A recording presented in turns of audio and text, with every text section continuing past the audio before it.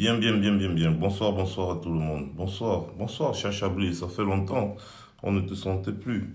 Bonsoir à tout le monde. Voilà, on va commencer déjà en rendant hommage, un vibrant hommage à notre cher général Valsero. Parce que ce gars, vous ne pouvez pas le nier, a sorti des rimes vraiment, des rimes immortelles.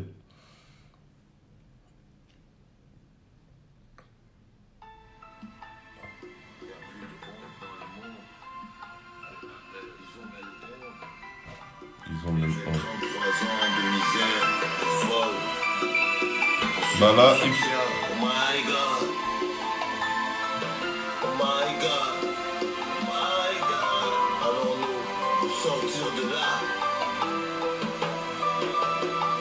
33 ans de dictature, 33 ans de corruption, 33 ans de népotisme, 33 ans de destruction, 33 ans de souffrance, de misère sans interruption, 33 ans d'arrogance, de violence et d'humiliation, 33 ans de mensonges bercés par des illusions, 33 ans de pénitence, de sueur, de larmes à profusion, 33 ans de prière, toujours en quête de solution, 33 ans de 33 pour noyer nos ambitions, 33 ans de Castel, de Guinness comme une punition, 33 ans de promesses de grande ambition, 33 ans de Bikutsi, pornographie comme solution, 33 ans de contrôle de nos émotions, 33 ans de chinois, de grosse incompréhension, 33 ans de sodomie comme une étrange addiction, 33 ans d'agression, de viol à répétition, 33 ans de couche-toi, je t'allume et ferme ta gueule de con. Après 33 ans chaotiques, tu te prépares aux élections, qu'est-ce qui t'arrive? Arrête la coque, c'est quoi ton truc, l'explosion? Regarde ces jeunes, ils ne rêvent plus, sinon de partir très loin. Regarde ces jeunes, ils ne luttent plus, ça sert à rien pour certains. Tu veux garder le Cameroun pour toi, ok, on te le laisse, oui, vas-y, prends-le. Et si tu veux, étouffe-toi avec. On peut faire prendre la mer et mourir parmi les poissons, y a plus de chance de s'en sortir au milieu des requins. Tu veux garder le Cameroun pour toi, ok, on te le laisse, oui, vas-y, prends-le. Et si tu veux, étouffe-toi avec. On peut faire prendre la mer et mourir parmi les poissons, y a plus de chance de s'en sortir au milieu des requins. À 33 ans de calvaire a succédé le terrorisme, plus de marche arrière possible, on est tous devenus des cibles. Y'a la guerre pour la survie, toi tu t'en sers pour survivre, t'es prêt à tout et ça se voit, pour garder la mainmise sur les prébendes, ton confort, ton amour pour la luxure, tes voyages qui nous ruinent et ton cortège de jolies voitures. 33 ans à manger, t'as toujours faim, c'est trop bizarre. 33 ans des picoles, t'as toujours soif, t'es trop bizarre. C'est bon, t'as réussi, les jeunes ont tous baissé les bras, ils ont décidé de boire et de coller la petite. Tu peux dormir tranquille, t'entendras plus cette petite voix qui te posait des questions et te disait arrête ça. Ils savent que ton travail c'est de garder le pouvoir, ils préfèrent ramper comme des lâches, voilà pourquoi ils votent pas. T'as fini par rendre idiot les plus farouches opposants, t'as fini par rendre faible une nation qui était forte avant. J'espère que t'es content, que tu te sens fort et puissant, car pour moi tu resteras le dernier des présidents. Un jour viendra et j'en suis sûr, faudra que tu payes ta facture. Un jour viendra, t'auras en face de toi tes ministres et tes juges. Je veux garder le Cameroun pour toi, ok, on te le laisse, oui vas-y prends-le. Et si tu veux, étouffe-toi avec. On peut faire prendre la mer et mourir parmi les poissons, y a plus de chance de s'en sortir au milieu des requins. Tu veux garder le Cameroun pour toi, ok, on te le laisse, oui vas-y prends-le. Et si tu veux, étouffe-toi avec. On peut faire prendre la mer et mourir parmi les poissons, y a plus de chance de s'en sortir au milieu des requins. J'en ai assez de te voir aspirer la vie de tout un peuple pour te maintenir en vie, toi et ta clique de vautours.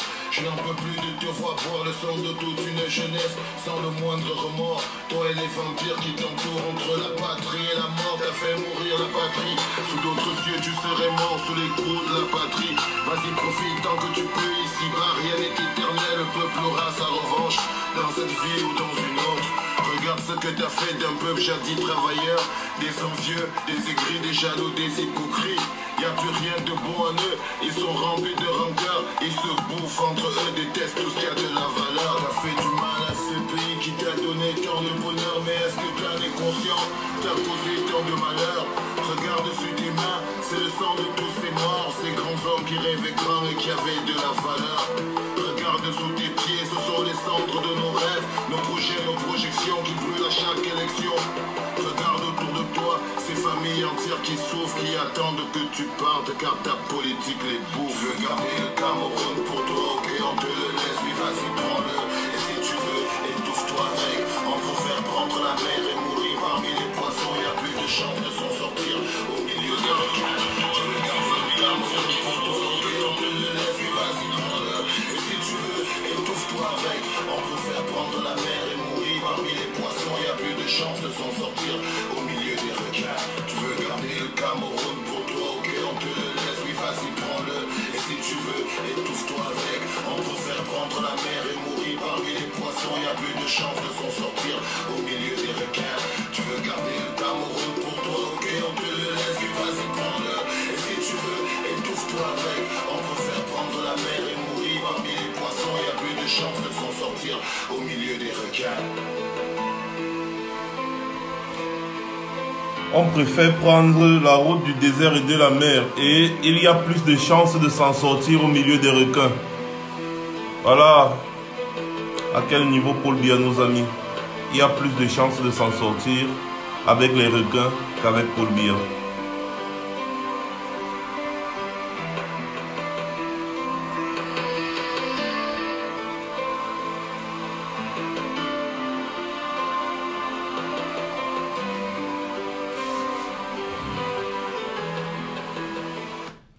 Maintenant, mes chers frères et sœurs, on va commencer rapidement, mais alors très rapidement, les retardataires auront tort. On a fini avec l'introduction, maintenant on passe aux choses sérieuses. Comme d'habitude, tout le monde connaît le créneau, on n'a pas de temps à perdre. Déjà, je tiens à m'excuser pour hier. Hier, il y avait un marathon de direct qui était prévu. Je n'étais pas vraiment au courant, c'est...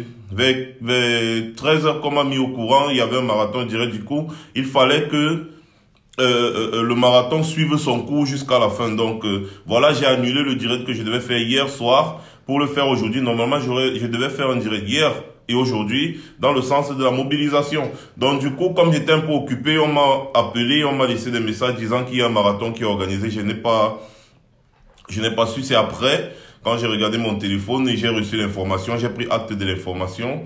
Et voilà, normalement, comme on s'était dit, quand il y a marathon de direct, tout le monde respecte le créneau. Alors, mes chers frères et sœurs, camerounais, camerounaises, mes chers pentaculottes, mes chers compatriotes, nous sommes à un moment où nous devons choisir, soit on écrit l'histoire, soit on laisse l'histoire s'écrire soi-même. Soit on écrit l'histoire, parce que c'est celui qui écrit l'histoire qui donne un sens, qui donne une direction à cette histoire. Parce que vous êtes là, quand vous êtes parti à l'école, on vous a parlé des Grecs, des Carthaginois, des Romains, de ceci était passé, Rome était monté, ceci était descendu, Athènes avait fait que c'était comme ça, Attila, Jules César, patati patata, ce sont les gens qui ont écrit. Et vous venez vous éduquer sur leurs écritures. Ça veut dire que vous n'avez pas vécu à cette époque. Vous n'avez aucune preuve que ce que ces gens racontent était vrai. De même, quand on vient vous dire que voilà tel qui a dit que Jésus était monté, Jean était descendu, David a fait que Salomon est monté, et patati patata, ce sont des gens qui ont écrit dans le sens d'orienter le futur. Et vous êtes venus vous baser sur ces écrits pour orienter votre futur. Alors, soyez ceux-là qui vont écrire l'histoire. Soyez ceux-là qui vont écrire leur histoire. Arrêtez d'être dans une barque où il y a un capitaine ou alors un pagayeur qui vous amène vers sa direction. Non. À vous tous de prendre les pagaies, de pagayer et d'arriver à la destination que vous voulez. D'où la question se pose, quelle destination voulez-vous ou alors quel avenir voulez-vous? Pour vous, pour le pays, pour tout le monde. Nous sommes à une époque où nous-mêmes, nous devons écrire notre histoire. Attendez, je bloque un peu rapidement les idiots. Nous devons écrire notre histoire, l'histoire du Cameroun. Nous devons l'écrire à notre manière. Nous devons l'écrire.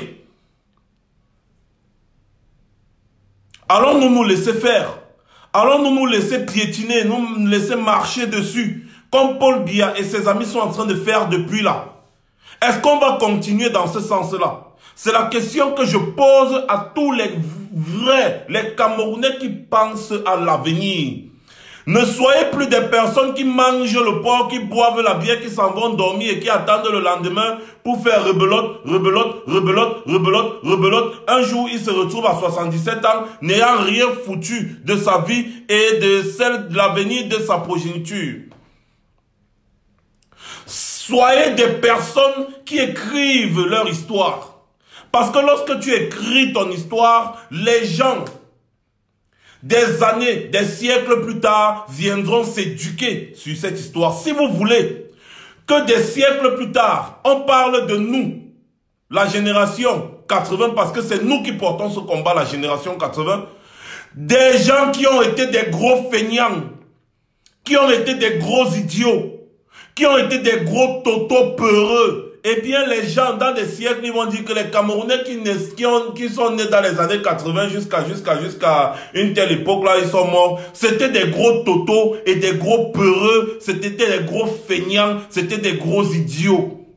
Parce que à cette époque là, il y avait un président. Parce qu'on parle là de la poubelle de l'histoire. Il y avait un président qui avait pris le pouvoir là, il les a laminés, il les a chicotés, il a tout fait. Les idiots étaient seulement là comme ça, là, avec la bouche ouverte, ils disaient, on va faire comment? Est-ce que c'est de ça que vous voulez qu'on se rappelle? Des années plus tard. C'est de ça que vous voulez qu'on se rappelle? Non. Aujourd'hui, je ne peux pas tirer sur nos ancêtres, oui, parce que nos ancêtres se sont battus. Nos pères. Je vais parler de nos pères. Nos pères se sont battus pour avoir un Cameroun un peu indépendant. Paul Biya est venu les battre pour rendre le Cameroun dépendant de certaines personnes. Voilà exactement ce qui s'est passé. Parce que nous, au Cameroun, aujourd'hui, nous sommes dépendants. Alors que nos pères se sont battus. Ils ont versé de leur sang. Pour qu'on ait un Cameroun indépendant à un certain niveau. Paul Biya est arrivé en 1982, il a tellement volé qu'il a rendu le Cameroun dépendant. Allez signer les APE, les machins, trucs, allez signer tous les contrats, vendre tout le sous-sol du Cameroun aux étrangers. Rien ne nous appartient plus. Et pendant ce temps, qu'est-ce que nous faisons? Je vous dis toujours ici, mon père m'avait dit que vous devrez vous battre. Parce que nous sommes déjà vieux. Nous sommes battus. Mais vous devrez vous battre. Et le vrai combat de la libération totale du Cameroun viendra et dépendra de vous. Mon père m'avait dit que vous êtes une génération sacrifiée. Et si vous n'acceptez pas votre destin, si vous n'acceptez pas votre sort, vous allez mourir pour rien. Exemple, à l'époque de nos pères, les gens ne prenaient pas la route du désert et de la Méditerranée pour aller en Europe. Les gens ne mouraient pas dans le ventre des poissons. Les maquereaux, quand nous, on nous renvoie au Cameroun, on mange là, ça vient de la Méditerranée. Oh, c'est-à-dire les maquereaux mangent nos enfants et nous-mêmes, on vient encore manger les maquereaux là. Nous sommes des cannibales en puissance. À l'époque de nos pères, les gens ne prenaient pas la route du désert et de la mer pour aller chercher un Eldorado qui existerait quelque part. Les gens ne prenaient pas la route de l'exil, même ceux qui prennent l'avion et qui s'en vantent. Vous fuyez votre pays, pourquoi si le pays se porte bien? Les gars ne partaient pas s'aligner le matin à 4 heures pour faire le passeport. Aujourd'hui, le prix du passeport ne fait qu'augmenter, augmenter, augmenter, augmenter, augmenter, augmenter. Le prix du passeport ne fait qu'augmenter. À l'époque de nos pères, il n'y avait pas tout ça. Mais nous voici aujourd'hui à notre époque. Nous sommes tous des fuyards. Moi-même le premier. Parce que à l'époque, quand je fuyais, je pensais que non. Il faut que j'aille me battre. Je ne réfléchissais pas que non. C'est un pays là-bas, il faut que je bataille avec Paul Biya sur place, sur place, sur place. Même si je meurs, je vais mourir en martyr. Je me disais que non, il faut d'abord que j'aille me battre pour venir subvenir aux besoins de ma famille. Quand je suis arrivé en route, quand j'ai vu ce que j'ai vu en route, je ne pouvais plus faire chemin arrière. J'arrive ici, je vois ce que je vois. Je dis non, mais attends un peu. Non, mais attends un peu. Quand je vois le problème anglophone commence, c'est là où ma tête tique. Ça me dit que, mec, ça c'est quel genre de président? Tu as fini de nous chasser, nous tous les jeunes. Maintenant, ceux même qui restent au pays et qui contestent, tu vas encore tous les assassiner? Non, moi, je ne peux plus rester. En plus, je suis même en sécurité ici. Donc, ça veut dire que si je commence à combattre, si je commence à parler, tu ne vas pas. Tu ne peux pas m'atteindre aussi facilement. Donc, j'ai commencé à dénoncer. J'ai commencé à dénoncer parce qu'au pays, je dénonçais un peu à voix basse. En février 2008, on était tous dans la rue. Quand nous ont éparpillés avec le BI. Mais, le BI, oui. Je me rappelle les premiers 700 commandos. Je devais faire partie des premiers 700 commandos qu'on avait recrutés. C'est ma mère qui a mis le blocus. Je me rappelle qu'on a vu en 2008 les premiers gars du BI. C'est-à-dire le tout premier recrutement légendaire du BI. Mais, on a fui. On a fui. Paul Biya les a envoyés pour massacrer les Camerounais. On a fui. Mais l'époque là, c'était l'époque. Aujourd'hui là, il ne peut plus le faire. Il ne peut plus le faire aujourd'hui. Paul Biya est déjà dépassé par les événements. La mangue a déjà mûri. Il faut seulement l'accueillir, la bouffer, sucer le noyau comme ça, jeter. Paul Biya est fini. Même sa sécurité, il ne sait plus à quel sens se vouer. Il ne sait plus à quel sens se vouer. C'est donc maintenant qu'il faut agir. C'est maintenant qu'il faut agir parce que la masse critique compte. La population, le nombre de personnes capables de sortir dans les rues au même moment. C'est ça qui compte. Vous avez des exemples, excusez-moi, palpables. Laissez-moi vous dire quelque chose. On parle de Omar El-Béchir aujourd'hui. Moi, je vais vous dire quelque chose. Paul Biya est cruel comme il est cruel, mais il n'était pas plus cruel que Omar El-Béchir. Paul Biya, au moins, parfois, il y a certaines choses qu'il cache. Omar El-Béchir ne cachait pas. Omar El-Béchir tuait à ciel ouvert. Omar El-Béchir est responsable de la mort des millions de Soudanais. De 1989 jusqu'en 2018, comme ça là et tout ça, tous les problèmes qu'il y a eu au Soudan, c'est depuis que Omar El-Béchir est venu par coup d'État. Ensuite, il a instauré la charia et les patati patata, et il voulait même tuer tous les chrétiens. Les trucs comme ça, c'est pour ça que le Soudan s'est divisé. Le Soudan et le Soudan du Sud. C'est à cause de la cruauté d'Omar El-Béchir. Qui parlait à Omar El-Béchir? Vous avez entendu l'histoire du Darfour? C'était des massacres, Omar El-Béchir, c'est un monsieur qui était sanguinaire, avec son chef des services secrets et tout. Des tueurs, les gars ne rigolaient pas. Ils massacraient les gens. Au Soudan, quand tu fais un truc, on te coupe la tête en public. Quand tu étais contre Omar El-Béchir, tu mourais systématiquement. Paul Biya lui fait même semblant d'emprisonner les gens. Omar El-Béchir n'était pas dans cette histoire. Mais l'histoire a voulu que ce soit une jeune Soudanaise de 22 ans qui devienne le cauchemar d'Omar El-Béchir. Une jeune Soudanaise venue de nulle part qui a su porter le peuple. Le peuple a senti que non, on peut faire confiance à cette fille parce qu'elle a su se montrer. Une jeune femme, au Soudan, les femmes ne parlaient pas, vous connaissez les pays arabes. Une jeune étudiante de 22 ans. Laissez-moi vous montrer le symbole de la libération du Soudan. Là, voilà. Le symbole de la libération du Soudan. Une jeune femme.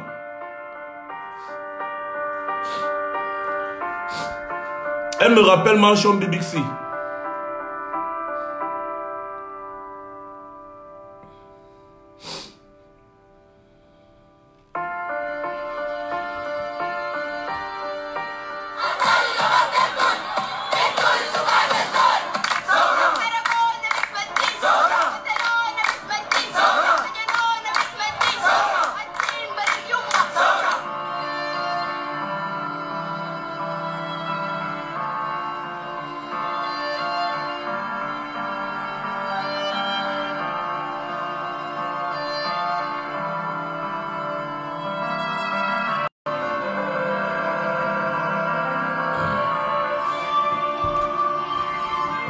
Le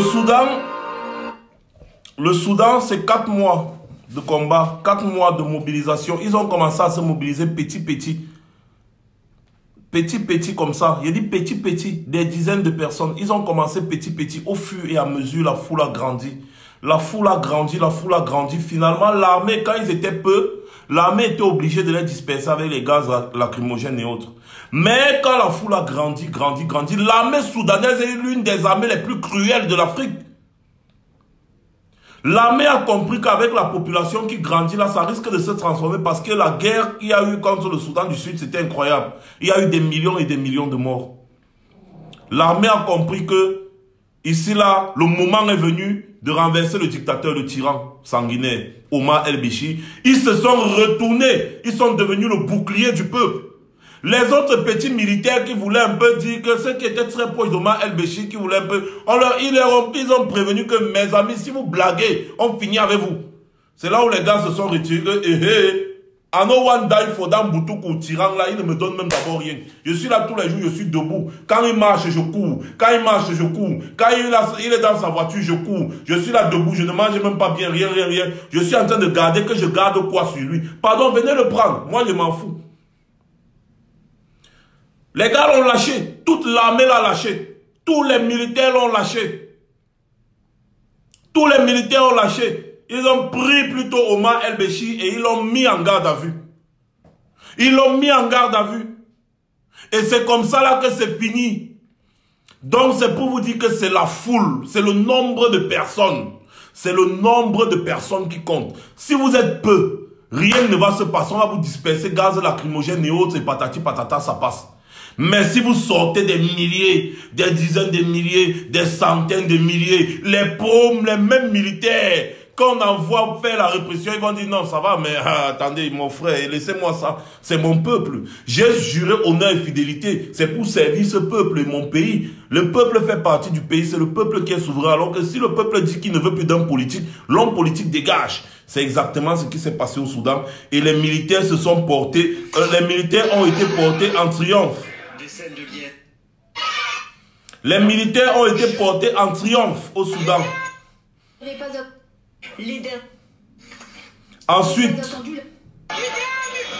Ensuite, voilà le message que les Soudanais nous envoient. Voilà le message que les Soudanais nous envoient.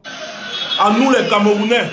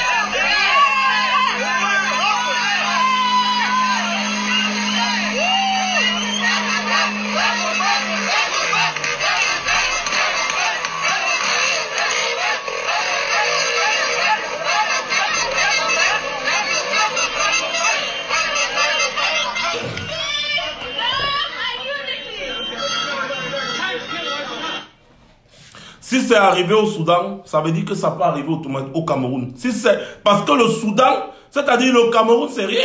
Le Soudan, qui l'eût cru? Qui l'eût cru? Omar el-Béchir même a dépassé les Américains. Ils ont cherché les prétextes fatigués même pour le faire partir. Il a dépassé les Américains. Le gars ne rigolait pas. Il avait pris les Soudanais en otage. Mais les gars se sont libérés. Le petit Paul Biya qui dépend complètement des Américains. Paul Biya dépend des Américains. Omar el-Béchir ne dépendait de personne. Omar el-Béchir, lui, traitait avec les Émirats arabes. Il ne dépendait de personne. Paul Biya dépend des Américains, dépend des Français, des Anglais, il dépend de tout le monde parce qu'il commande. C'est un commandeur, il commande pour vivre. Dès qu'on donne l'argent pour les Camerounais, le gars bouffe ça à l'hôtel intercontinental et autres. Omar el-Béchir est tombé. Qui l'eût cru? Qui l'eût cru? Au Cameroun, plusieurs militaires attendent seulement l'occasion que le peuple se réunisse en masse. Au Cameroun, plusieurs. Le Cameroun était une référence en Afrique. Aujourd'hui, nous sommes de la merde aux yeux des gens. Même les Soudanais nous parlent fort. Même les Soudanais nous parlent fort. Nous sommes de la merde aux yeux des gens. Vous savez, il y a souvent des vidéos de torture, des gars qu'on envoie dans les pays arabes et autres. On dit que les Arabes sont mauvais, les Arabes sont mauvais. Quand les hommes arabes nous voient, ils voient des moins que rien. Parce que dans leur tête, pour eux, les Africains noirs, franchement, ça ne vaut pas la peine. Ce sont des peureux, des totaux, des idiots. C'est pour ça que vous allez voir, c'est difficile qu'un arabe nous respecte. Parce que les arabes sont les gens rudes. Et quand nous on passe chez eux, c'est seulement pour, c'est-à-dire, je ne sais pas. Les arabes sont des gens rudes. Dans tout ce qu'ils font dans la vie, le travail, n'importe quoi, ils sont rudes. Donc quand ils voient des gens qui viennent profiter dans ce que eux ils ont versé leur sang, ils ne sont pas tolérants comme les Occidentaux. Les gars vous regardent comme de la merde. Ils disent mais rentrez chez vous. Rentrez chez vous. Allez. Chez nous ce n'est pas développé, mais ils nous disent allez développer chez vous. Vous pensez que qui va développer? Nous avons développé chez nous nous-mêmes. Je tiens à vous rappeler que les Arabes ont toujours eu des plus grands tyrans. Il y a eu quoi même en Afrique noire, disons? Il n'y a rien en Afrique noire. Les Arabes ont toujours eu des plus grands tyrans. Les gars s'en sortent seuls. Seuls. Les gars se lèvent, ils décident que c'est trop. Allez hop, tout le monde dehors. C'est comme ça. Après nous les Africains noirs, dès que c'est un peu bon, on court, on se verse là-bas. Dès qu'on sent que c'est un peu bon, on se verse là-bas. La Malaisie, qui ne pouvait même pas parler au Cameroun, aujourd'hui arrive à Kuala Lumpur, tu vois. Arrive à Kuala Lumpur, tu vois. Les Camerounais sont versés là-bas. On fuit notre pays. On part en Malaisie, même au Sri Lanka. Le Sri Lanka, au Sri Lanka, les Camerounais courent là-bas. Parce qu'il y a eu un semblant de développement au Sri Lanka. Il n'y a pas 30 ans, la Chine commandait. Aujourd'hui, la Chine s'est servie des technologies pour évoluer. Le savoir, l'intelligence. Ils ont piraté la technologie. En fait, ils ont espionné la technologie qui fait avancer. Ils sont partis chez eux, ils se sont développés. Mais dès que c'est fini comme ça, nous, on court, on part en Chine. On part s'installer en Chine. On attend toujours que les gens construisent pour courir, aller s'installer. Ah, en tout cas, vraiment, moi je m'en fous. Hein. Je demande même la nationalité. Ayons un peu honte. Ayons un peu honte d'attendre que les autres construisent leur pays pour que nous venons profiter. Ils ont raison de nous insulter. Ils ont raison de nous traiter de tous les noms. Après, on va venir se plaindre qu'ils sont racistes. Hein. Vraiment, ils vous ont appelé chez eux. Ah non, on a été colonisés, on a été colonisés. Pourquoi vous-même, vous ne les avez pas colonisés? Pourquoi nous, on ne les a pas colonisés? Pourquoi nous, on n'a pas colonisé les Occidentaux? Est-ce qu'il y a un être humain qui est né sur cette planète avant l'autre? Hein? Nous tous, on était sur cette planète au même moment. Pourquoi nous, on n'est pas partis les coloniser? Ils ont compris que ce n'est pas avec les pleurs. Ce n'est pas avec les pleurs qu'on construit une nation. Il faut être rude pour construire une nation. Et il faut se battre pour sa survie. Nous sommes là, on est des cadavres ambulants, mais on a encore peur de la mort. Paul Biya, un seul homme qui tétanise tout un pays, 26 millions d'habitants. On va aller se placer devant les gens, on dit, je suis Camerounais. Je tape l'épaule, je suis Camerounais. Ah oui, je suis Camerounais, tu es Camerounais. Attends, tu es Camerounais. Mais tu es bien ici comment? Tu es Camerounais. Regarde un peu, hein, mon cher Camerounais. Voici les enfants du Cameroun, réfugiés au Nigeria. Regardez. Voilà les enfants du Cameroun qui discutent les biscuits parce qu'ils n'en ont pas vu depuis des mois et des mois, ils ont faim. Tu es Camerounais, non? Voilà le Cameroun.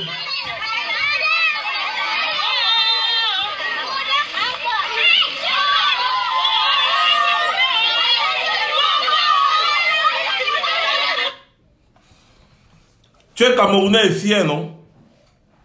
Tu es Camerounais et fier. Voilà les enfants du Cameroun. Tu n'es pas plus Camerounais que ces enfants-ci. Camerounais et fier.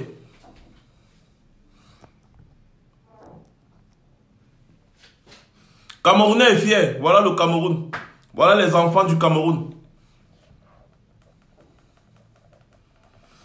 Vous venez vous vanter. Vous êtes tout le temps assis dans les bars, ici en Europe, partout, dans les Nganda là-bas, en Afrique de l'Ouest, et en Afrique du Nord, Maghreb. Vous êtes partout, on vous connaît, les Nganda, les bières, on est en train de boire, on boit le vin, le pays se porte bien, Paul Biya, alors que c'est Paul Biya qui vous a chassé, vous êtes parti à l'exil. Vous venez ici en Europe, après vous retournez, peut-être en décembre comme ça, là, vous fuyez le froid pour tromper les Camerounais au pays. Que vraiment, l'Europe, tu arrives là, on t'appelle le mbenguiste, tu mets le cigare que tu as cotisé pendant des mois pour acheter. Tu arrives là, tu cherches les petites, tu loues un petit appartement, ou bien tu prends l'hôtel pour une semaine pour frimer. C'est tout le problème du Camerounais, la frime, dans zéro.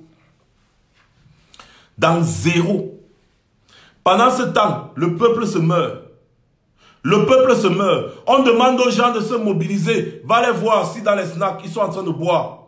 Ah, on va faire comment mon frère? Laissez le père là mourir au pouvoir. Je vous dis, si le père là meurt au pouvoir, vous serez les premiers même à ne plus mettre pied au Cameroun. Parce que ce qui va se passer là-bas, si Paul Biya ferme l'œil, étant encore assis sur le fauteuil qu'il a usurpé là, vous-même vous allez constater que le danger viendra toujours autour de lui.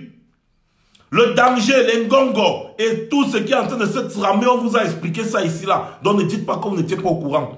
Le danger va venir autour de Paul Biya, le danger est même déjà là. Ce sont eux qui sont en train de manigancer toutes les manigances. Sinon, comment comprendre qu'un Atangandi qui figure dans un rapport de la CONAC concernant l'affaire Campost, où la CONAC déclare en noir sur blanc que Atangandi est responsable de détournement de centaines de millions de francs CFA à la Campost. Curieusement, il est nommé ministre de l'administration territoriale. Comment comprendre qu'un Ferdinand Ngongo qui a donné sur 51 marchés a donné 41 de gré à gré? Les marchés de la canne. Il donne les marchés de la Coupe d'Afrique des Nations de gré à gré. De gré à gré, dont il appelle son ami, dont il appelle son ami, dont il appelle... Regardez le Ben Modo de Prime Potomac qui a pris 1 milliard et combien de millions pour rénover quelque chose. Il n'a pas pu faire jusqu'à aujourd'hui. Personne ne lui parle. La mafia qu'il y a. Paul Biya étant le grand maître de la mafia, comme il est tellement âgé aujourd'hui, lui-même est déjà, c'est-à-dire la mafia là encore encerclée jusqu'à lui-même, il regarde comme s'il dit que merde, moi-même j'ai formé les élèves. Hein. Si Paul Biya ferme l'œil aujourd'hui, une pape, c'est là où la vraie guerre. Et au moment là, on ne va pas demander l'avis de quelqu'un. Hein. Tout le monde sera exposé aux balles. Vous avez vu le doyen Chef Moukete. Vous l'avez vu. Vous avez vu. Il est parti là-bas, il a tapé la main sur la table, il a dit que mais c'est trop. Les gens meurent et vous êtes ici en train de raconter des conneries. Le doyen de tous les parlements, Chef Moukete. Le plus grand Sardina, le grand-père Sardina, parce qu'il dépasse même Paul Biya en âge.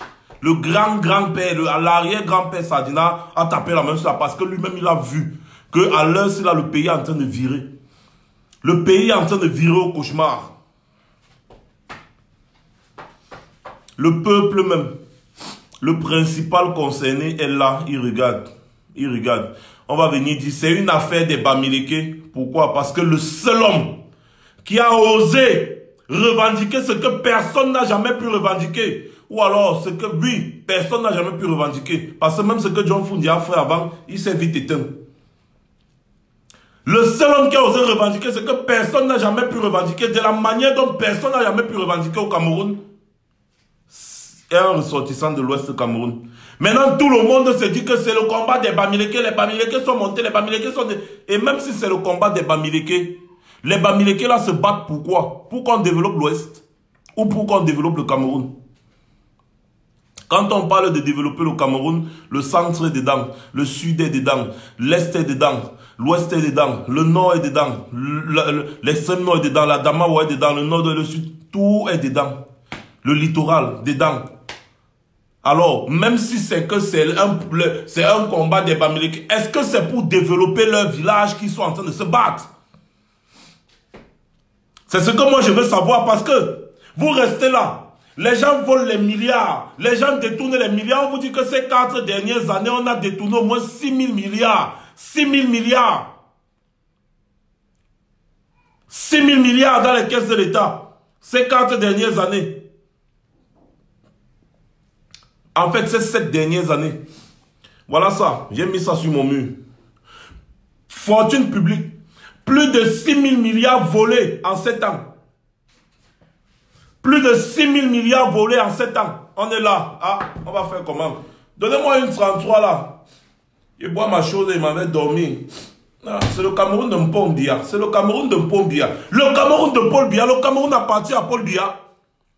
Cet argent qu'on vole, c'est votre argent, bande d'idiots. Et après, quand quelqu'un va voler peut-être le téléphone portable ou la moto, vous allez le brûler. Vous allez le tabasser, vous allez mettre les roues. Vous allez allumer le zoisoir. Vous allez le brûler. Maintenant, que faites-vous des Atangandi et de tous ceux qui ont détourné les 6 000 milliards? 6 000 milliards, vous savez combien d'hôpitaux ça fait?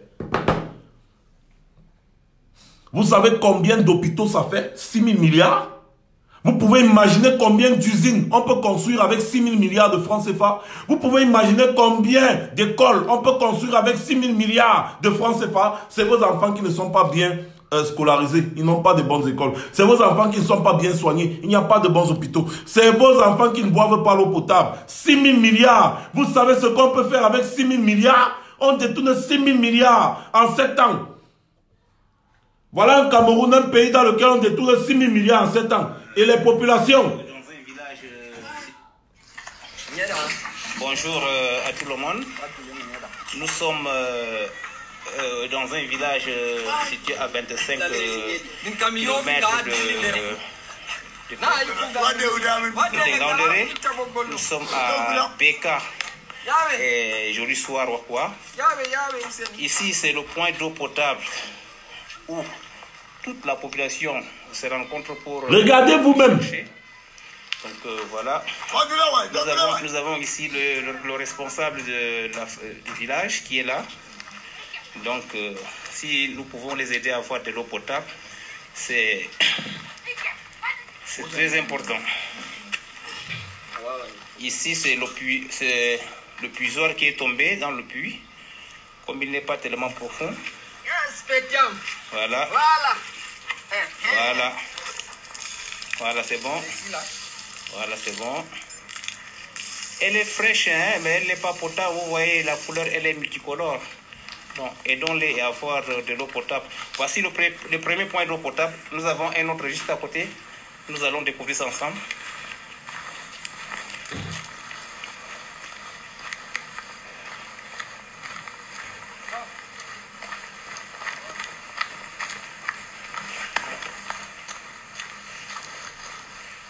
Oui, nous sommes arrivés.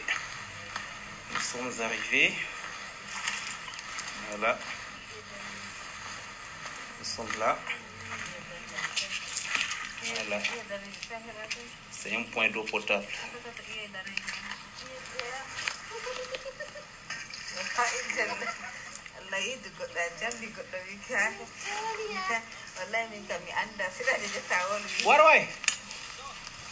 C'est un point d'eau potable.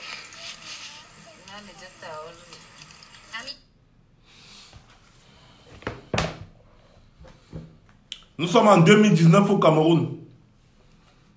Et il y a 6 000 milliards qui ont été détournés dans les caisses de l'État, qui ont été volés dans les caisses de l'État. C'est écrit en noir sur blanc. Et il n'y a pas de point d'eau potable dans une région au Cameroun. Vous savez combien de points d'eau potable on pouvait construire dans cette région-ci avec 6 000 milliards? Vous savez, les enfants meurent encore de la malnutrition dans cette région au Cameroun.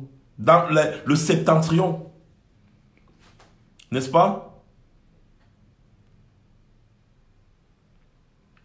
De qui se moque-t-on? Quelqu'un va boire la bière. En tout cas, c'est le Cameroun de Paul Biya. Le Cameroun de quel Paul Biya? C'est à cause de vous qu'on finance le Cameroun. C'est à cause des Camerounais qu'on finance le Cameroun. Le budget du Cameroun, c'est à cause des Camerounais. C'est pas à cause de Paul Biya. Le Cameroun n'appartient pas à Paul Biya. Les 6 000 milliards, c'est votre argent. C'est l'argent, c'est mon argent, c'est l'argent du Cameroun. C'est l'argent du Cameroun, bon sang. C'est pas l'argent de Paul Biya. Paul Biya vit aux dépens de nous. Paul Biya vit aux dépens du peuple camerounais.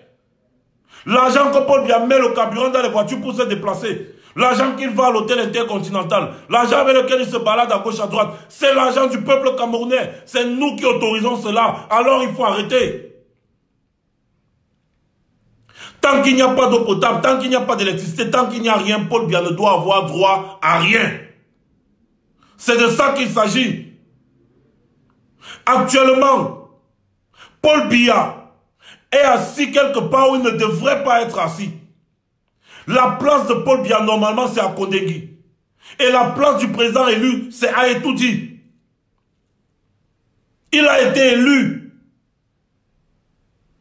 Vous voulez qu'on vous dise ça combien de fois? Si vous doutez que tout le monde réclame dans le recomptage des voix, demandez qu'on recompte les voix, bureau de vote par bureau de vote. Qu'on recompte dans les voix. Et qu'on voit qui a gagné. Et si c'est le président Kamto qui a perdu et Biya a gagné, on se tait, on ferme nos bouches et on ne parle plus. On se tait, chacun rentre dans son trou, on se calme. Que oui, vous avez vraiment voté Paul Biya qui ne vous donne pas l'eau potable, qui ne vous donne pas l'électricité, qui ne vous donne rien. Vous avez choisi 7 ans de plus de misère. Ok, on ferme nos bouches parce qu'on sait au moins que c'était votre choix. À ce moment-là, mais tant qu'on sait que vous êtes incapable de voter Paul Biya parce que vous vivez dans la misère, quelqu'un qui est dans la misère ne peut pas voter celui qui le fait vivre dans la misère.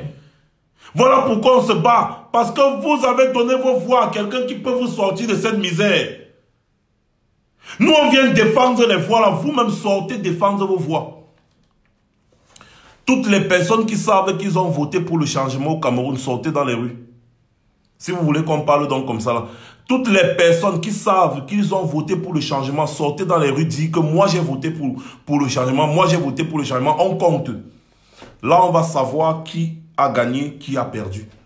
Ce n'est pas facile. Ce n'est pas simple. C'est aussi simple que ça. Tous les Camerounais qui savent qu'ils ont voté donc pour le président, sortez. Puisque le peuple est là, il traîne à sortir. Vous qui avez voté pour lui, sortez donc. Pour dire que nous, on ne peut pas voter pour quelqu'un et on le met en prison comme ça. Sortez, que le monde entier voit que c'est Paul Biya l'usurpateur. Sortez, que le monde entier voit que sa place n'est pas à Kondengui. La place du président élu n'est pas à Kondengui, mais plutôt à Etoudi. Sortez, que le monde entier voit et que le monde entier confirme que ce que nous disons depuis des mois est vrai. Sortez. Tous ceux qui ont voté pour le président élu, sortez donc. Qu'est-ce que vous faites dans les maisons? On vous dit que vous avez voté Paul Biya. Et pourtant, vous savez pertinemment que vous n'avez pas voté Paul Biya. Sortez alors. Sortez, dites non, moi je n'ai pas voté pour Paul Biya. Sortez, revendiquez votre vote parce qu'on est en train de voler même votre vote. On est en train de voler votre vie. Vous êtes sorti mettre un bulletin pour changer votre vie. Maintenant, quelqu'un vient vous dire que votre bulletin est nul. Mais non, sortez et dites non, monsieur. Nous avons voté pour le changement. Ce que Paul Biya est en train de faire là, c'est du banditisme. Terminez là, tout le monde entier va voir que, hey, donc l'affaire là est vraie. Vous-même, vous avez les preuves devant vous. Le nombre de personnes qui ont participé aux élections, selon les résultats que la Cour constitutionnelle de Paul Biya a proclamé. Je parle là selon les résultats que la Cour du Conseil constitutionnel, les résultats fabriqués qu'ils ont proclamés. Ils disent qu'il y a 8 millions ou c'est 8 600 000 personnes qui ont participé. Mais à la fin, quand on regarde les résultats, quand on compte le nombre de votes par région, comme ils ont écrit, on voit qu'il y a 8 900 000 personnes. Donc, tellement ils étaient embrouillés dans les calculs parce que le lendemain, le président lui a dit « j'ai gagné ». Ils sont partis, ils étaient obligés de s'embrouiller dans les calculs. Même calculer bien, ça les a dépassés. Ils sont partis trouver un résultat de 100,48%. 100, on dit 100%. Soit tu es à 99%, soit tu es à 100%. 100,48% ou alors 21 sur 20, ça vient chercher quoi? Vous voyez tout cela, vous ne parlez pas. Ça s'est passé en vidéo directe. Ce n'est pas que vous allez dire que c'est quelque chose qu'on a monté, non. Ça s'est passé en vidéo directe. Donc tout le monde a vu. Voici les chiffres là. Prouvez-moi le contraire. Ah voilà, voici ça. Le nombre de votants. Suffrage valablement exprimé. C'est 3 462 773. Mais quand on compte à la fin, quand on compte, voici encore le tableau là. C'est ce que Clément Atangana a dit devant le Conseil constitutionnel. C'est en direct sur Facebook. Allez voir la vidéo encore. Quand on compte maintenant tous les chiffres qu'Atangana a donnés, ça donne plutôt 3 479. Donc on quitte de 3 462 à 3 479. 3 479 564. Ça veut dire qu'il y a eu erreur quelque part. On voit à la fin là-bas 100,48%. Oh, 100,48%. Vous allez voir vous-même à la fin. 100,48%. Donc soit 21 sur 20.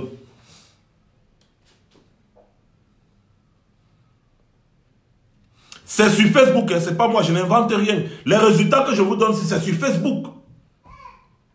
C'est sur Facebook. Moi, je n'invente rien. Alors, comment un peuple conscient peut accepter ce genre d'usurpation? Ça, c'est incroyable. Les élections présidentielles dans un pays, quand il y a quelque chose qui dérange, le rôle du Conseil constitutionnel, c'est d'essayer de voir clair. Le Conseil constitutionnel peut dire non, ces chiffres-ci sont inexacts. Parce que d'après tous les PV que nous avons lus, voici le chiffre qui donne. Mais au grand total, ça donne plutôt ceci. Non, non, non. On doit reprendre, on doit recompter bureau de vote par bureau de vote. Amenez-moi tous les PV de tous les bureaux de vote. Ils vont s'asseoir là-bas même pendant une semaine. Ils vont écrire chiffre par chiffre avec les représentants de tous les partis politiques. Ils vont s'asseoir et ils vont écrire chiffre par chiffre, chiffre par chiffre. C'est comme ça qu'on fait. Mais non, le monsieur est venu lire ce qu'on lui a demandé de lire. C'est tout. Il est venu lire ce qu'on lui a demandé de lire. Et dans ce qu'on lui a demandé de lire, il y a de ces erreurs incroyables. Quand il y a même une seule voix qui dépasse le total, ça veut dire qu'il y a un problème. On ne peut pas avoir 10 votants et à la fin on se retrouve avec 15 votants. Quand on fait la somme totale, on se retrouve que non, il y a plutôt 15 personnes qui ont voté. Pourtant, c'est 10 personnes qui étaient censées voter. Il y a un problème. Et quand c'est comme ça, le président du Conseil constitutionnel, dans un pays qui se respecte, il va regarder. Il va d'abord lui-même calculer avant de lire. Il va calculer lui-même avant de lire. Il va calculer. Lui-même, il va calculer avant de lire. Il va d'abord voir s'il n'y a pas d'erreur avant de rendre public. Mais le monsieur, on lui a donné quelque chose de lire. Paul Biya est donc déclaré vainqueur avec 60 combien % la même. Je n'arrivais pas à lire. Il a dit que c'était 60 combien pour Paul Biya. Paul Biya est donc déclaré vainqueur avec 71%, avec 71,9%. Voilà. Maurice Kamto est donc le deuxième avec 14,40%.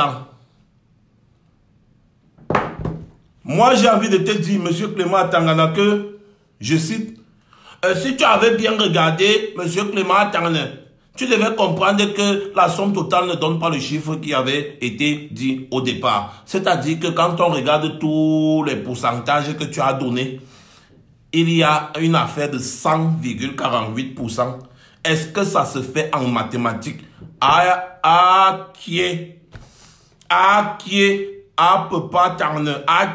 Est-ce que ça se fait en mathématiques? Toi qui es un magistrat hors échelle, c'est-à-dire ton échelle est très loin devant. Très loin devant. J'ai envie de te demander en tant que ton fils, quand on veut même voler, volons bien. Quand on veut même frauder, fraudons bien. Ça me rappelle un peu quand quelqu'un voulait tricher à l'école. Quelqu'un triche sur ta feuille. Ce que vous ne savez pas, c'est que dans la triche, c'est sur les fautes qu'on reconnaît si quelqu'un a triché ou pas. Ce n'est pas sur la note. Ou alors sur les bons... C'est-à-dire les bons résultats, peut-être si c'est en mathématiques. C'est sur les fautes. C'est-à-dire que quand quelqu'un est assis à côté de toi, si tu fais une faute, il est en train de te tricher. Tu fais une faute, lui aussi, il fait la même faute. Tu fais une faute, il fait la même faute. Ça veut dire qu'il est en train de te recopier. Si tu trouves un résultat, il trouve un résultat, c'est difficile de savoir qu'il a triché. Mais si tu fais la faute, lui il fait la faute. Tu fais la faute à la deuxième ligne, il fait la faute. Tu fais la faute, la même faute, on va dire non, il y a eu triche. Il y a eu triche, c'est évident. Donc, Clément Atang, tu n'avais pas bien regardé le banditisme que vous avez organisé. Tu n'avais pas bien regardé. Il fallait bien regarder et donner des chiffres corrects. Et puis on s'assoit sur ça. Mais, comme nul n'est jamais assez trop parfait, comme quelqu'un a dit, on ne peut pas gagner tout le temps. On ne peut pas gagner tout le temps. Même si tu es le plus grand champion du monde. Mike Tyson s'est fait battre. On ne peut pas gagner tout le temps. Mike Tyson s'est fait battre par des gens qui n'étaient même pas plus forts que lui. Mohamed Ali, l'un des plus grands boxeurs de tous les temps, s'est fait battre par quelqu'un qui n'imaginait même pas que la personne pouvait le battre. On ne peut pas gagner à tout moment. On ne peut pas gagner tout le temps. À un moment donné, vous avez volé. C'était clair. Mais à un moment, vous allez aussi vous allez vous tchouquer le pied quelque part. Et comme on a vu en octobre 2018, vous vous êtes tchouqué le pied. Vous avez volé, mais vous n'avez pas bien volé. Parce qu'un vol qui est bien fait, on ne peut pas vraiment trop... Mais là où vous avez mal volé, là, il y a un gros problème. Et ce sont des preuves que les Camerounais doivent avoir. Les preuves que les Camerounais doivent avoir pour avoir le prétexte de sortir dans les rues. Sachez que vous ne sortez pas dans les rues pour Maurice Kamto. Lui, en tant que président élu, a fait ce que vous attendiez de lui en lui donnant la majorité des suffrages. Il a dit qu'il se battra pour vos votes, pour vos voix. Et c'est ce qu'il est en train de faire. Sachez que ce monsieur ne se bat pas pour lui parce que sa vie était déjà bien. Ce monsieur se bat pour vous. Il se bat pour vous. Il ne se bat pas pour lui. Il se bat pour vous, pour un Cameroun meilleur. Voilà le Cameroun. On vole 6 milliards en 7 ans. Voilà le Cameroun.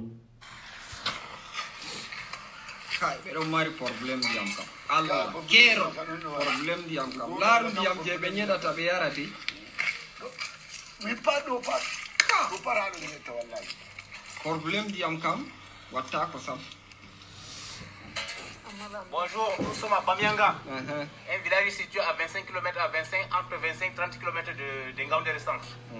Ici nous sommes à un point d'eau potable. Regardez-vous. Aidons ces populations à avoir de l'eau. Oui. Le Grand Nord souffre.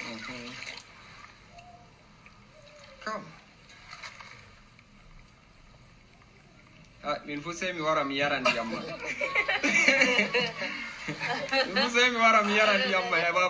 Mais elle est bien grassée, hein? C'est bon. Bien grassée, mais elle n'est pas traitée. Donc le choléra, bienvenue. Okay. Merci beaucoup. Aidons-les à avoir de l'eau potable.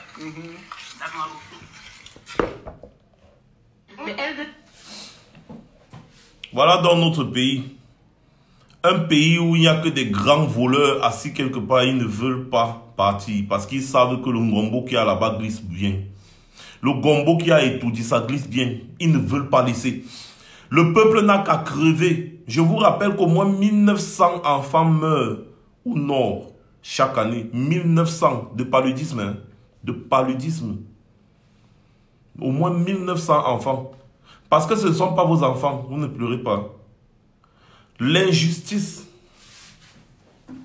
L'injustice. Excusez-moi, mais moi je vais être clair. J'aurais appris que Nalova Lyonga, cette femme qui était, elle était recteur à l'université de Boya, où elle avait fait entrer les policiers pour bastonner les étudiants et tous ces gens qui ont contribué à ce que la crise anglophone devienne ce qu'elle est devenue. La Nalova Lyonga, qui a des problèmes, il y a des problèmes d'argent qui tournent sur son dos. J'ai appris que cette femme est partie faire un don de 1 million à la famille du jeune qui a été tué à Douala dernièrement par coup de poignard. J'ai envie de vous dire qu'il y a beaucoup de Camerounais qui meurent assassinés. J'ai envie de vous dire qu'il y a beaucoup de Camerounais à l'est, à l'ouest, au nord, à l'extrême nord, qui meurent assassinés, poignardés, ou bien les enfants qui meurent de famine. S'il vous plaît, Nalo Valionga, allez donner aussi de l'argent à ces gens-là. Allez aussi donner. Parce que je sais que c'est Paul Biya qui vous envoie. Je sais que c'est Paul Biya qui vous envoie. Allez aussi donner de l'argent aux gens-là. Quelle est cette façon de faire? Vous êtes responsable de la mort de cet enfant parce qu'il n'y a aucune sécurité dans nos écoles. Aucune sécurité dans nos écoles. Il n'y en a pas. Demain, ce sera qui va se faire poignarder. Et vous allez passer le temps à aller distribuer de l'argent comme ça là pour taire, pour fermer la bouche des parents, pour que les parents ne dénoncent pas, pour que le quartier ne dénonce pas, pour acheter la conscience des gens. Et vous aussi qui prenez cet argent va faire revenir votre enfant. On vous donne cet argent pour que vous ne dénonciez pas ce qui se passe dans ces lycées. Parce que ces gens savent ce qui se passe dans ces endroits, dans ces milieux scolaires, ils savent. Parmi tous ces gens-là, la drogue qu'on fume dans les établissements là, ils sont les barons de la drogue. Ces ministres, ces directeurs, tous ces, ce sont les barons de la drogue. Ce sont les barons, ce sont eux qui font en sorte que ces histoires entrent au pays. Parce que tu ne peux pas faire entrer les drogues et patati patata sans avoir des personnes qui vous soutiennent dans le gouvernement. Sachez que vous prenez comme ça l'argent. Moi, je m'adresse maintenant à l'oncle du petit la paix à son nom. Vous prenez comme ça l'argent du baron, de celui-là, de ces personnes qui font entrer la drogue, qui ont poussé à l'assassinat de votre enfant. Ces gens sont incapables de mettre la sécurité conformément aux règles dans les établissements où nos enfants vont à l'école. Combien d'enfants se font tuer, kidnapper, cognés par les voitures, renversés par les voitures, excusez-moi. Chaque jour que Dieu a créé, il y a des enfants qui font 20 km aller, 20 km retour pour aller à l'école.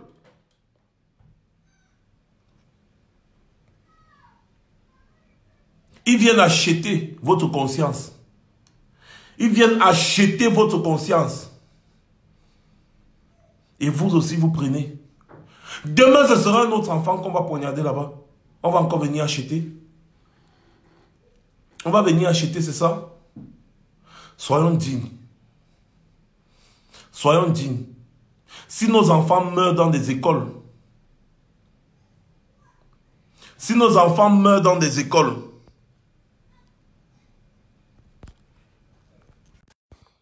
sécurité.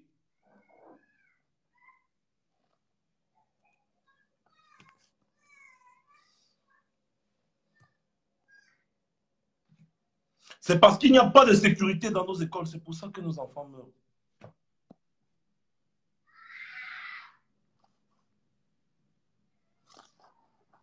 Excusez-moi un peu, c'est un peu bloqué.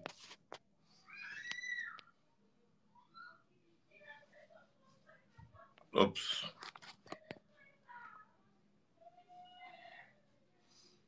Si nos enfants meurent dans des écoles, c'est parce qu'il n'y a pas de sécurité là-bas.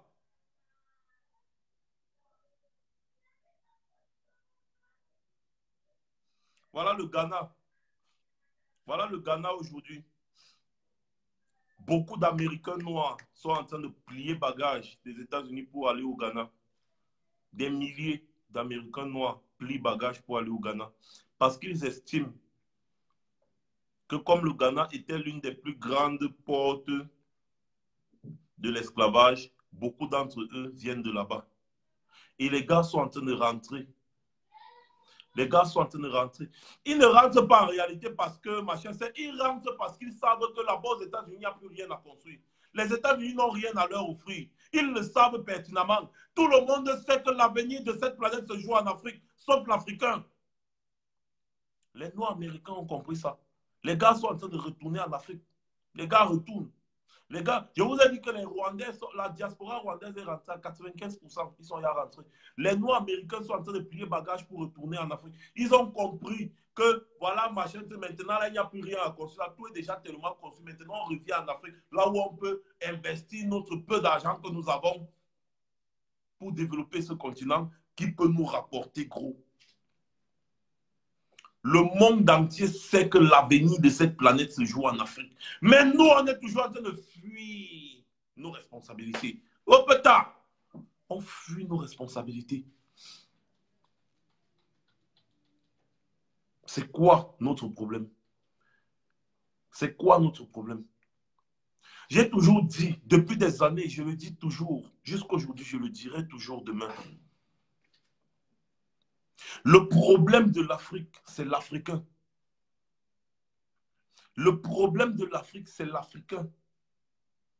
Le problème de l'Afrique, c'est l'Africain qui se tait face à l'injustice. Le problème de l'Afrique, c'est l'Africain qui se tait quand il voit comment des gens s'asseyent, ils pillent tout l'argent de leur pays, ils ne disent rien. Ils laissent ces gens-là à la tête de leurs États, ils s'en vont accuser les Occidentaux. Commençons déjà par balayer notre cours. Nous pouvons nous attaquer à ceux-là qui leur donnent de l'argent, les multinationales, ceux qui les soutiennent, qui sont implantés dans nos pays, hein, pas à l'étranger, dans nos pays. On commence à les vectoriser, en les boycottant pour qu'ils ne soutiennent plus ces dictateurs. Parce que si ces dictateurs ne partent pas, on aura beau monter, descendre, aller à gauche, aller à droite, rien ne va jamais bouger parce que ces gens sont dans une logique de dilapidation. Paul Biya s'en fout de sa progéniture. Paul Biya n'aime pas Brenda. Il n'aime pas Junior. Il n'aime pas ses enfants. Parce qu'il aurait pas, s'il aimait ses enfants, il allait penser que sont devenus les enfants de Bokassa. Mais les enfants de Mobutu sont où? Il devait penser à ça. Paul Biya n'aime pas ses enfants. Parce que tu ne peux pas être un président comme ça qui travaille aussi mal, qui tue des millions de personnes. Et tu t'attends à ce qu'après ta mort, tes enfants aient une vie paisible. Mon ami, tu manques. Les enfants de Mobutu, de Bokassa, ils sont où? Ils sont où aujourd'hui? Les enfants des tyrans africains que vous avez connus, ils sont où? Montrez-moi un seul qui est bien. Montrez-moi un seul qui est bien. Aucun. Aucun. Ils sont tous en exil. Combien d'entre eux vivent dans leur pays? Aucun. Ils ne peuvent même pas mettre pied dans leur pays. Aucun d'entre eux ne vit dans leur pays. Paul Biya n'aime pas ses propres enfants. Ce ne sont pas les Camerounais qu'il va aimer. Ce ne sont pas les Camerounais que Paul Biya va aimer.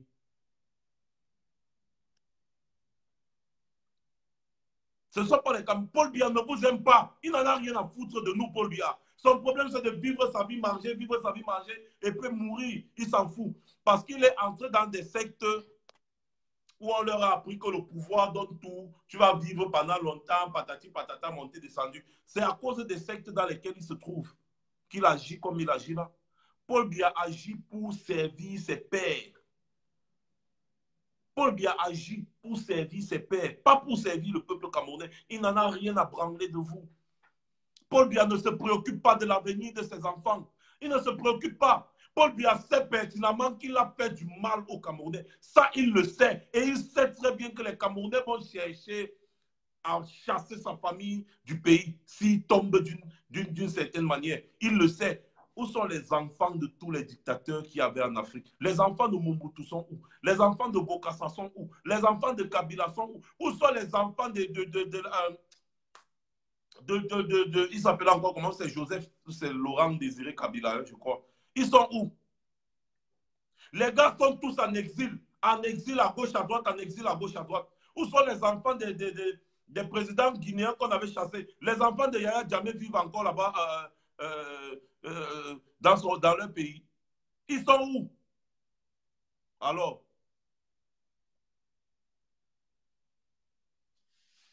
c'est ça le souci avec les dictateurs là. C'est qu'eux, ils n'aiment pas leurs enfants. Alors, quand vous voyez des hommes qui ne pensent pas que, mais si demain je ne suis pas là, les gens vont regarder mes enfants comment? Parce que quand un Camerounais va voir peut-être la fille de Paul Biya, il va dire que mais ça c'est mon argent avec c'est mon argent ici, elle achète les grosses voitures, elle travaille quoi? c'est mon argent, c'est notre argent, la haine. La haine. Oui, exactement. Il y a des enfants de Bokassa qui sont ici sans abri. Ils n'ont pas où dormir. Je dis les enfants d'un ancien président de la République riche, les enfants de Bokassa, ici à Paris, sans abri. Tu as raison. Sans abri. Leur père était le tout-puissant Bokassa. Le tout-puissant, l'empereur. Il avait tous les diamants. Ils sont aujourd'hui. Ils n'aiment pas leurs enfants. Donc, ce n'est pas vous qu'ils vont aimer. Alors, les gars, il faut automatiquement chasser Paul Biya. Merci. Les Amin Dada, tous ces gens-là. Il faut que Paul Biya soit chassé. Le chassement doit s'enclencher demain. Et ce sera non-stop jusqu'au départ du tyran. Personne ne viendra délivrer notre pays à notre place. Parce que les étrangers, là, s'ils viennent, parce que les Américains sont en train de faire fort. Hein. Il y a Thibon Nagui qui a fait un discours là où il félicitait la diaspora camerounaise de Houston et tout ça. Il a fait fort, hein. Parce que quand vous suivez les propos qui sortent dans la bouche de ce monsieur, ils sont en train de se préparer pour attaquer Paul Biya. Ils sont en train de se préparer pour venir l'écraser. Et si ce sont ces gens qui viennent, nous-mêmes, on n'aura plus aucun mot à dire. On va seulement subir. Et quand ils vont venir dépenser ce qu'ils vont dépenser, ils vont partir avec des compensations. Hein. Ils vont prendre ce qu'ils veulent et ils vont partir avec. Ils vont prendre ce qu'ils veulent et ils vont partir avec. Ne laissons pas ces gens venir faire ce que nous avons à faire. Faisons ce que nous avons à faire. Prenons l'exemple du Soudan, de l'Algérie. Prenons des exemples palpables. Ne prenons pas le genre d'exemple comme il y a un idiot qui est venu ici là montrer encore des inondations où c'était où là il dit qu'il y a les inondations dans tel pays. Si c'était au Cameroun, on allait ouvrir la bouche pour parler. Les exemples négatifs, ce n'est pas des exemples. Ce n'est pas des exemples. Tu ne peux pas être à la maison avec ton enfant. L'enfant du voisin est dernier. Ton enfant est peut-être avant-dernier. Tu dis, oh, bon, c'est pas grave, il y a l'enfant du voisin qui est dernier. Tout le monde veut le meilleur pour son enfant. Tout le monde veut le meilleur. C'est pour ça qu'on prend toujours l'exemple du meilleur. On dit que non, il y a l'enfant tel là avec qui tu marches qui est sorti troisième. Pourquoi toi tu es sorti avant-dernier? Tu vas parler, dire que non. Ah, il y a, bon, tu es avant-dernier. Ah, c'est pas grave, dis donc, c'est pas grave. Il y a l'enfant de l'autre là-bas qui est dernier, donc c'est pas grave, c'est pas grave. Il passe 1 an, 2 ans, 3 ans, 4 ans, 5 ans dans la même salle de classe. Il est toujours nul. Jusqu'à on le renvoie même de l'école, de l'établissement. Il vient à la maison, ouais, papa, maman, on m'a renvoyé. Et, en tout cas, c'est pas grave. Puisqu'il y a l'enfant de tel aussi là qu'on a renvoyé de l'école. Hein, donc, c'est pas grave, c'est pas grave. On a renvoyé l'enfant de tel de l'école, c'est pas grave. C'est quel genre d'exemple ça? C'est quel genre d'exemple ça? Exemple négatif. Dis plutôt que non, il y a l'enfant de tel qui a passé le concours d'une grande école. Il faut que toi aussi tu passes le concours de cette grande école parce que vous avez les capacités. Quand on regarde les deux enfants là, tu es plus intelligent que lui puisqu'il vient souvent ici prendre les leçons chez toi. Il vient ici là, tu lui expliques ce qui ne fonctionne pas, ce qu'il ne comprend pas. Mais comment ça se fait qu'il a la moyenne plus que toi? Ça veut dire que toi, tu as quelque chose. Il y a quelque chose qui ne va pas, il faut que tu te concentres. Le Cameroun a plus de potentiel que la majorité des pays d'Afrique. Si pour ne pas dire tous les pays d'Afrique. Parce qu'il y a le Congo qui a plus de potentiel que le Cameroun. Le Cameroun a plus de potentiel, que ce soit au niveau énergétique, souterrain et autres, que tous les autres, presque tous les autres pays d'Afrique. Si on dit aux gens que le Congo est le pays le plus riche de cette planète en ressources, ils vont nier. Et pourtant, c'est le fait, c'est un fait. Mais le Congo tarde à se développer parce que le Congo a toujours eu des dictateurs à sa tête. Des hommes comme Patrice Lumumba qui pouvaient mettre le Congo sur pied ont été assassinés.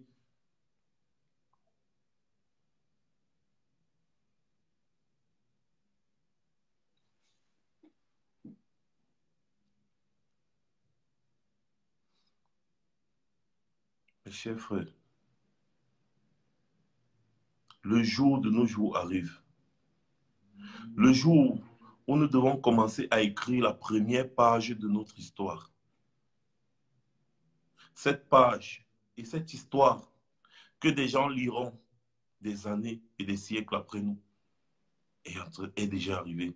La mangue est mûre, il ne reste plus qu'à l'accueillir. Écrivons nous-mêmes notre histoire. Ne laissons pas les autres écrire l'histoire à notre place. Parce que ces gens vont écrire ce que bon leur semble. Voilà. Donc, demain, ici, en France, tout le monde à la porte de Saint-Cloud à Paris.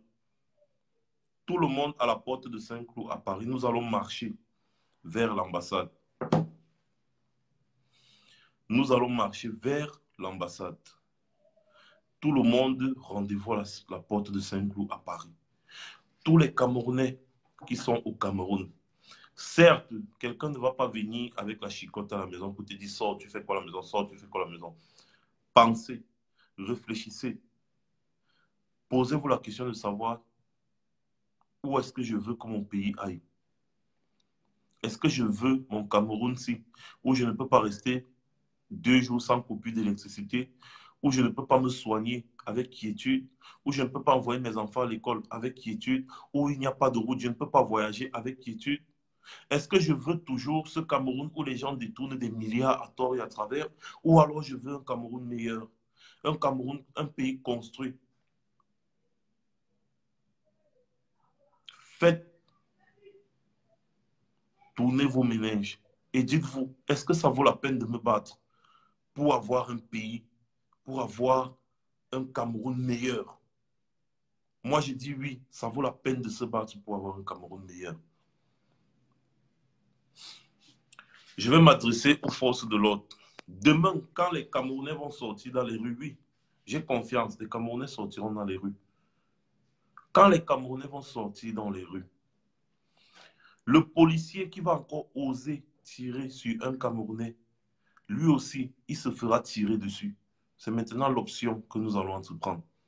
Le policier qui va oser tirer sur un Camerounais et qui est identifié, tu tires à balles réelles sur un Camerounais, tu tires sur le pied. Sache que toi aussi, on viendra tirer sur ton pied. Soyez sûr et certain, toutes les dispositions sont déjà prises. Si vous voulez qu'on entre dans le maquis, on entrera dans le maquis. Si vous voulez que nous aussi, nous devenons comme nos frères anglophones, les Ambazoniens, nous allons devenir comme eux. Ça, c'est le dernier avertissement. Usez d'un moyen de répression et nous allons répondre à la guerre comme à la guerre. Donc, vous les policiers là, parce que vous êtes souvent trop zélés, essayez, tirez et vous verrez la suite. Je ne cache pas mon visage. Action, réaction. C'est comme ça. Alors, vous allez laisser les gens manifester. Occupez-vous de gérer l'ordre public. Occupez-vous de gérer qu'il n'y ait pas de casse ou bien tout. C'est votre travail. Le reste là, laissez le peuple gérer avec les politiciens. Ça ne vous concerne pas.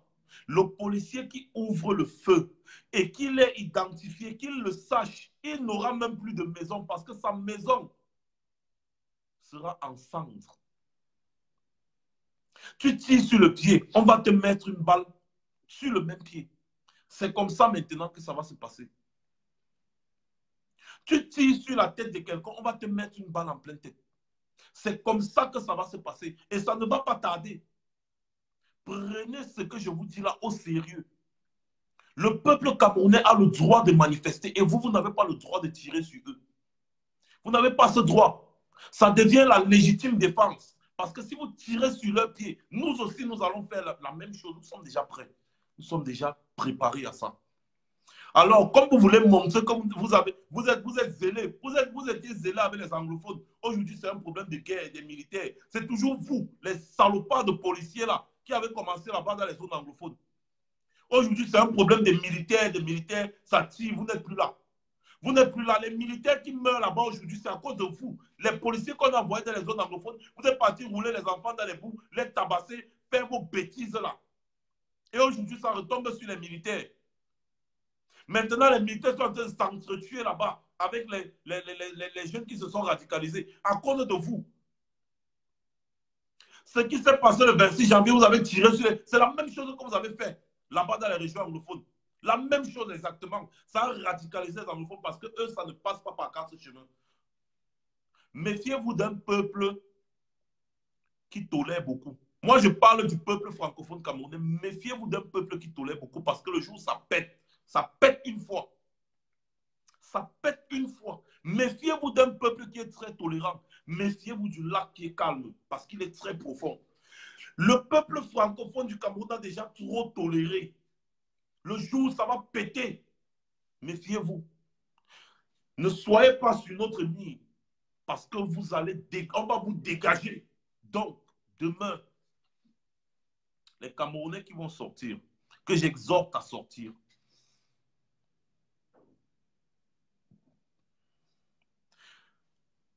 envoyez-nous seulement les vidéos, les visages des policiers là qui vont oser tirer. Et on va savoir si eux aussi n'ont pas des enfants, ils n'ont pas de famille, ils n'ont pas une maison. Comme leur travail, au lieu de faire leur travail, ils sont là en train de faire la répression. Si vous ne voulez pas vous comporter comme les militaires soudanais, devenez donc alors les cacas, parce qu'on va vous traiter comme des cacas. Moi, je vous le garantis. Le policier qui tire sur un citoyen demain, le saccage des ambassades, c'est rien.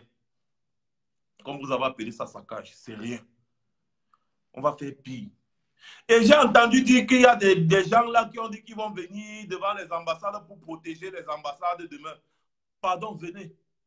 Pardon, venez. S'il vous plaît, je vous en supplie, venez. Venez, je parle des soi-disant patriotes là, je ne sais pas trop quoi, comme les histoires. S'il vous plaît, vous avez dit que vous allez venir protéger votre ambassade, c'est aussi notre... Venez. Même les CRS ne pourront pas nous séparer. Venez, nous allons, s'il y a un problème au pays, vous, tout le monde, on va entrer là-bas. Et ce sera la masse populaire qui va compter. On va entrer là-bas, personne ne peut nous empêcher. Et là, ce sera pour au moins 3 jours, 4 jours, voire même une semaine. On va entrer, on est déjà préparé. Il y a nos mamans qui sont en train de préparer la nourriture pour venir nous donner. Voilà. Vous avez dit, venez, on vous attend. C'est tout. Je pense que mon message est passé. Rendez-vous demain ici à Paris, à la porte de Saint-Cloud. Au pays, envahissez les marchés, envahissez les rues, la poste centrale, partout où vous vous trouvez. Sortez seulement, sortez. Il y en a marre. On ne peut plus accepter ça. On ne peut plus accepter ça. Ici à Paris, demain, ceux qui ne sortent pas, c'est que vraiment, ça ne vaut pas la peine.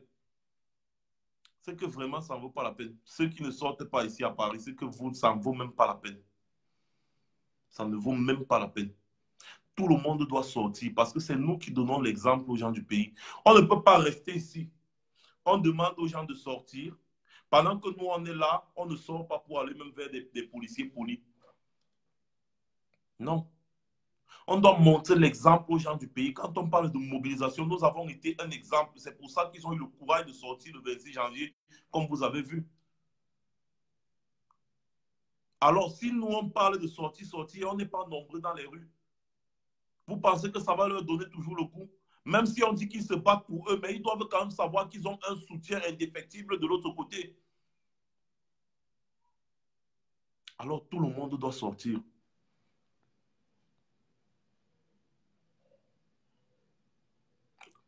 Passez une bonne soirée.